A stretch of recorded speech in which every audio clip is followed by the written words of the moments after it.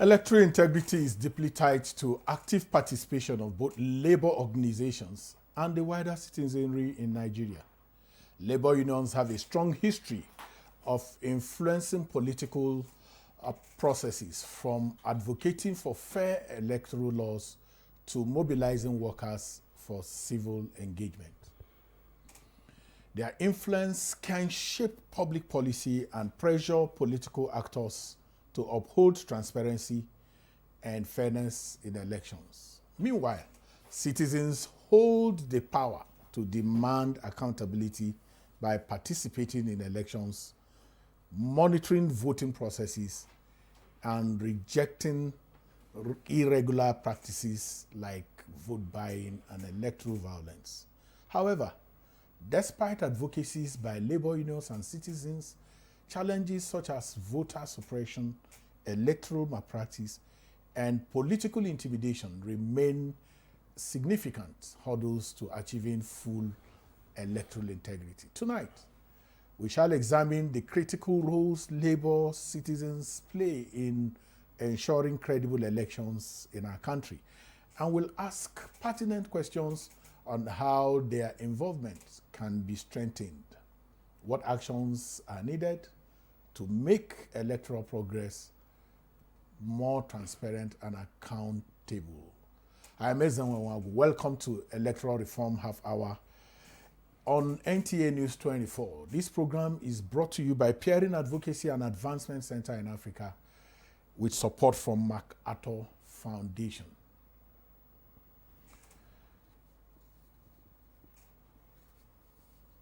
So, joining us today is Comrade John Oda, former General Secretary, Nigeria Labour Congress,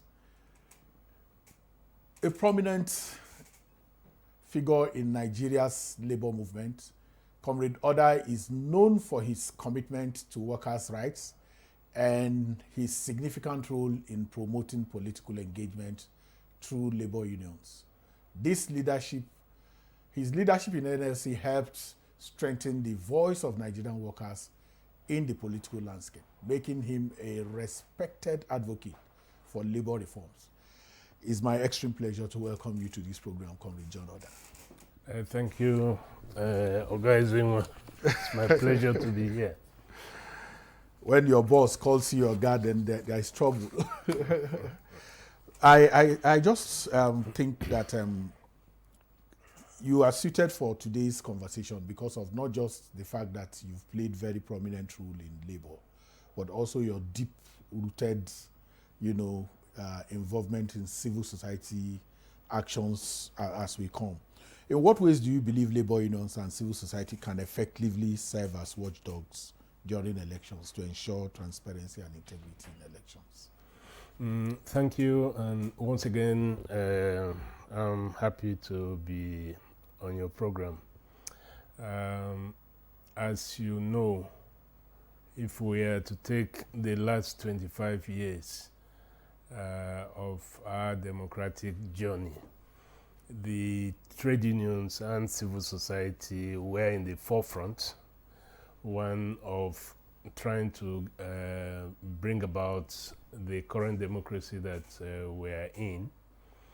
And by January 1999, when Adams Oshiomhole became president of the Nigeria Labour Congress, we had an engagement when Olufalaye and Obasanjo were nominated as the presidential candidates of their respective parties.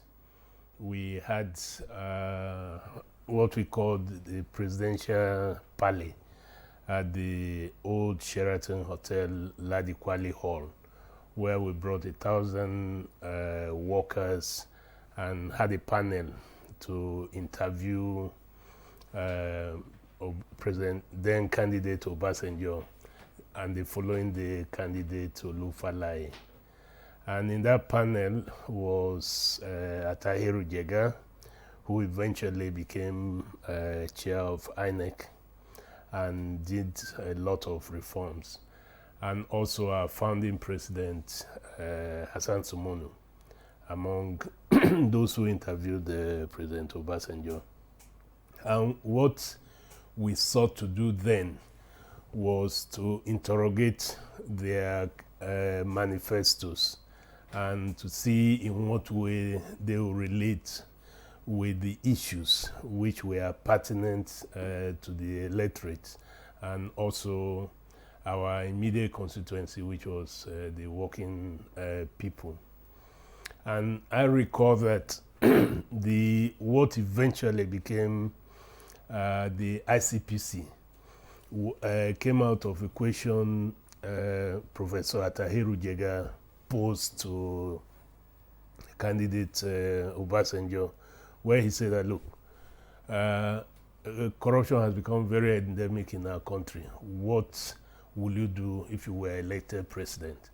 And I remember that President Obasanjo did say that, look, he had two immediate experiences in mind: the Commission Against Corruption in India and the one in South Africa, and that if he become president, he will set up a commission on against corruption. Of that nature. And when he became president, we took him up on his words and had engagement with him, and that gave birth to ICPC as a commission. And then subsequently, when he saw that ICPC didn't address all the issues, then came EFCC. So I've recounted this to underscore the fact that where you have an enlightened leadership of organized labor, they will contribute very positively to our aspirations to have a very credible electoral process, very credible monitoring process. And I also recall that during that 1999 election, the Nigeria Labour Congress, by this time the NSC was the sole labor center in the country, sent 4,000 monitors to go around to monitor the elections around the country. And it was subsequently that other organizations started organizing Parley, but we had started it. And so the trade unions being the most active part of civil society, active in the sense that it has more membership. Working with other segments of civil society who are specialized on the issue of election, do play active role in the electoral process. I'm sure that you will come to the reforms which the Yar'Adua government tried to do, where the Nigeria Labour Congress was asked to nominate a representative, and where I had the privilege of serving in the 22-person committee. But let me just stop it at that. Yeah, so I like the template that you have put on the ground. My worry is that given the strong grassroots connections of labor unions, what do you consider the most effective strategies they can adopt to, initiate voters into the conversation of transparency in the electoral process? I think that where you have the trade unions being very conscious of the role they need to play, they usually play them very effectively. But I want to remind our listeners that there was time in this country where the Nigerian Union of Teachers were relied almost exclusively to provide returning officers for our electoral process. And during the time of the military, the teachers did this without the type of problems that we have right now with the electoral process. And our experience in other countries where the trade unions were in the forefront of political education, to try to mobilize the citizens of their countries. For example, in Ghana and some other West African countries, you have increased participation of the citizens of this country, of those countries. And because when a worker is determined to become engaged actively in the political process by voting, the likelihood is that the dependent, his wife and adult children, will also follow suit. So we're not just talking Comrade, about just one person. you raised an issue, but I think the first, you know that the JEGA intervention, where JEGA had to outsource the role of returning officers to university teachers, had to do with the integrity deficit that what he met on the ground provided. So when you talk about the teachers, the sole reliance on teachers, and then putting it side by side, the enduring intervention, legacies of the JEGA era, how do you then appreciate that? But that's not my big issue. My big issue is that for somebody like you who is deeply experienced and rooted in negotiations, there are issues on the table at the National Assembly. Diaspora voting, early voting, having elections in one day. We are not seeing labor, you know, the way we saw it in the kind of engagement that you talked about. What could be the challenge now? Why can't we use the power for negotiating for wages, negotiating for better living conditions for Nigeria that labor is known for, to push for electoral reforms? Okay, let me first address the issue of how the teachers no longer were the focal point in terms of managing the electoral process. I think yes. I think what happened didn't have to do with the integrity of the teachers themselves, but people within the electoral management process. And you recall that NSU was very instrumental in the processes that led to the removal of the pharmacist who was chair of the INEC, Professor Maurice Iwu. So, like you said, we're very conversant with the recent history, and the last thing I want to do is to cast aspersion on the teachers as being responsible. The problem of the reforms which eventually happened and which needed to be done didn't have to do with the teachers, as it were.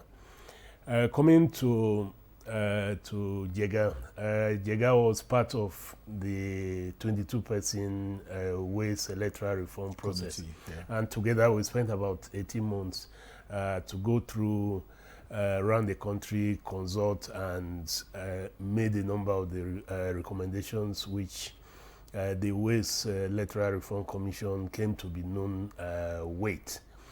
And I think the role that organized labor played, apart from sitting there in all the days that the commission worked, after the Electoral Reform Committee finished its work and Ways submitted the report to the government, we, as organized labor, went a step further by going around the country to popularize the key recommendations of the Ways Electoral Reform Committee and asked all the stakeholders to buy into this and to ensure that they are implemented. I think one of the good things that we have to give to President Goodluck is the fact that he took a member of the Electoral Reform Committee, Professor Jega. Like asking you to come and, if you make the recommendations, yes, come and implement it. Comrade John, you would have to hold your thoughts. We'll go on a short break. When we return, the Electoral Reform half hour continues shortly. Stay with us.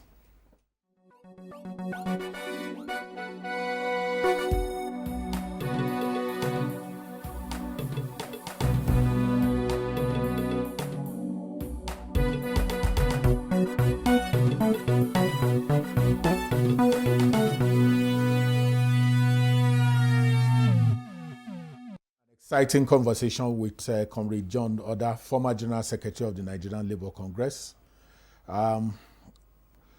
You were sharing thoughts on the work that you did before. Yes, I was then making the point that so when Jega was appointed chair of the Electoral Reform Committee, he presided over the 2011 election, and there were quite a number of things that were not in place. And I remember that Jega then set up the Professor Dele Jinedu committee to review the voter register and the election that took place in 2011. And I had the privilege of being asked to serve as the secretary of that committee. And we worked for about 6, 7 months. There were people like late Professor Iyayi, Clement Nwankwo, and others who served on that committee. And we made a number of recommendations after visiting the various zones in the country. And those reforms, those recommendations, the Jega INEC made a conscious effort to put them into action. And the fact that the next election which he did was adjourned to be one of the best that we had in this country, I think showed the potential about the fact that we are not a basket case as events are turning out to be.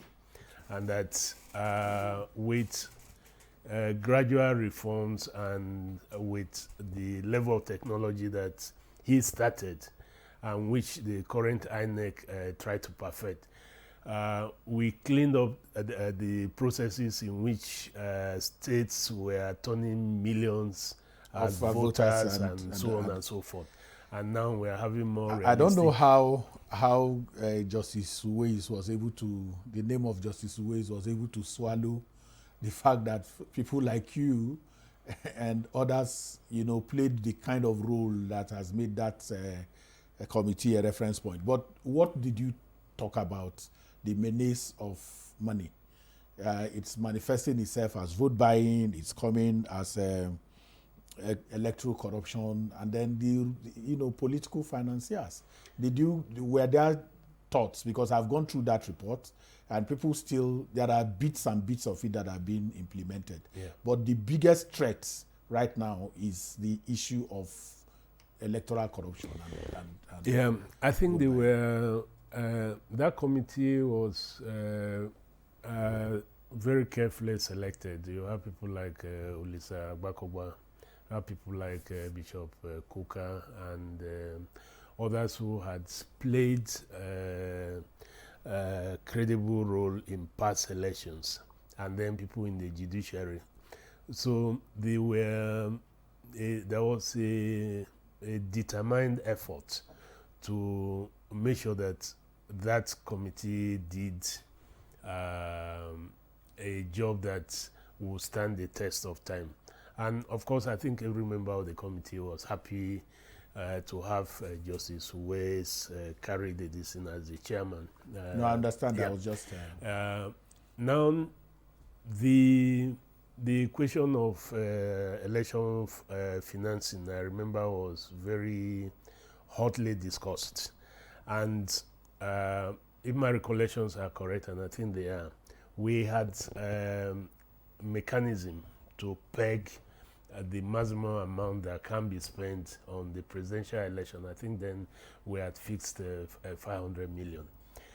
The fact that important aspect of the electoral of the recommendations we made were not implemented by subsequent regimes, and were not translated into the electoral laws that guided the conduct of election, is perhaps the reason why the thing has now had a political implosion, and we have people literally buying the election by spending excessive amount of money in the electoral process. I think people like Professor Victor Adetola, we have been discussing, he was around doing something for CDD, which I chair, whose board I chair.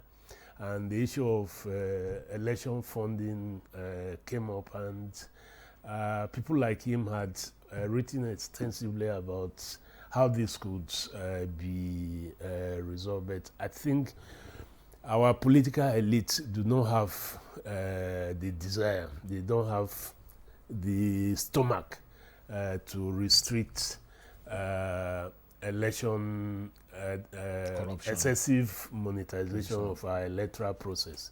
But perhaps that is not all the problem that we have with our electoral processes right now. I think one of the greatest problems we have is the fact that for some reason the use of technology, which is supposed to address people manipulating the process, we seem to have gone back to it, and people want to checkmate the use of technology. And I think that conversation on having the electoral process being credible and being fed by Nigerians that their votes count, will have to address how we use the RF and how we don't use it. Okay, we're on a home stretch to the end of the program, but I want you to share your thoughts on whatever reforms you think could be added into the electoral amendment that is going on, and then the vexed issue of diaspora voting that you know that everybody, especially there are quite a lot of Nigerian workers abroad as well. What can we do very quickly to ensure that we improve on electoral integrity in just about a minute? Okay.